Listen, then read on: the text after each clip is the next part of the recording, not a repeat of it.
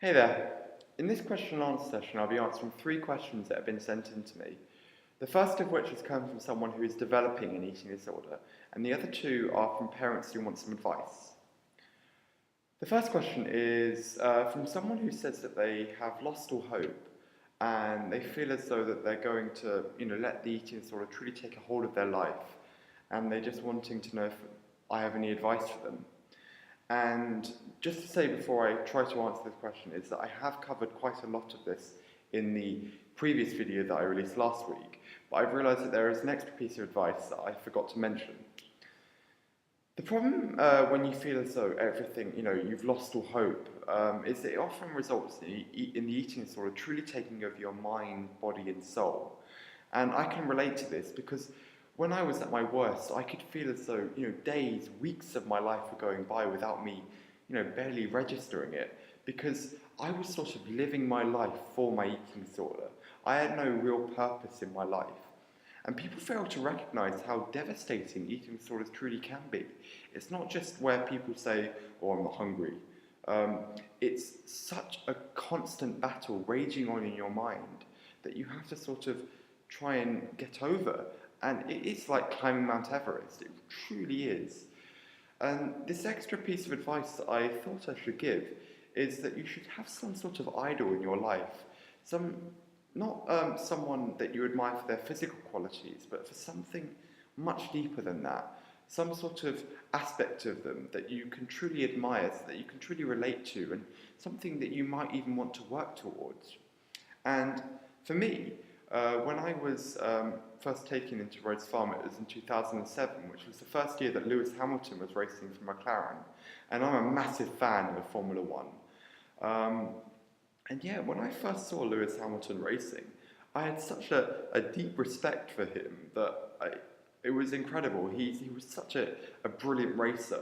And when you saw his interviews, he was so humble. He was, so driven to succeed that he was my idol. I wanted to be like Lewis Hamilton. And whenever I thought about it, when I was trying to, to try and get better, I used to think, I can be like Lewis Hamilton. I can be the way he thinks, the way he acts. I had such a deep and utter respect for this man that I wanted to be like him. And a lot of people may say that he's arrogant, but he truly did help me get through the worst of times. So yeah, if you can try and have some sort of idol in your life that you admire for these sort of qualities, it could help you. It truly could. The second question is from a parent who said that their child is coming back from an inpatient facility and they're just wondering what's the best thing that they can do. And of course, this is a very tricky time. Although you know that they have had a relatively good treatment, that your child may be very delicate at this time. I mentioned this in the last video. They're coming back to the environment that they have associated with their eating disorder. And as such, if you don't treat them properly, this may result in relapse.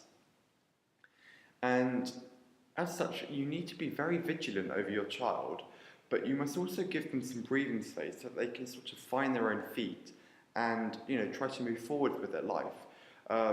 This was a sort of a speed hump in their life, and they want to try and get over it as quickly as possible. But they do want someone to hold their hand when they're starting off, of course.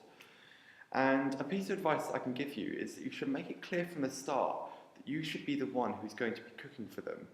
And there is a sort of calorie target each day that they should be working towards. But there can be some degree of freedom. For example, the snacks that they eat, so long it's not some sort of dieting food.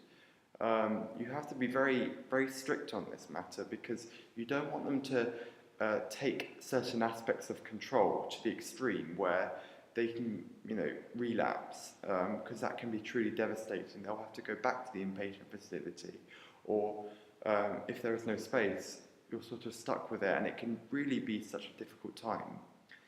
And if you sort of continue working like this, it's almost like you're trying to teach your child to ride a bike. At first, you put the stabilizers on them, and then you take the stabilizers off, but you hold onto the back wheel and you're sort of running with them. And over time, you let go of the bike and they're doing everything for themselves without them having realised until they peer over them and they've realised how far they've come and they can feel a true sense of achievement that, yes, they may have actually cured themselves from this dreaded illness. Another piece of advice that I can give you is that you should try and keep up with family therapy because this can identify certain aspects within the family that may have gone on to trigger their eating disorder. And as such, this can sort of help your child, try and move forward and to try and get better. Try and keep up with these therapies and also try and keep a sort of a line of communication with your child, not only on how are they doing with their eating disorder, but just general chit chat, because it will make them think as though actually things are becoming more normal again. The next question is looking at it from the opposite view, and it's from a parent who thinks that their child is beginning to develop an eating disorder because they're talking about body image and they're saying that particular food groups are bad and the particular food group that they've been talking about is fats.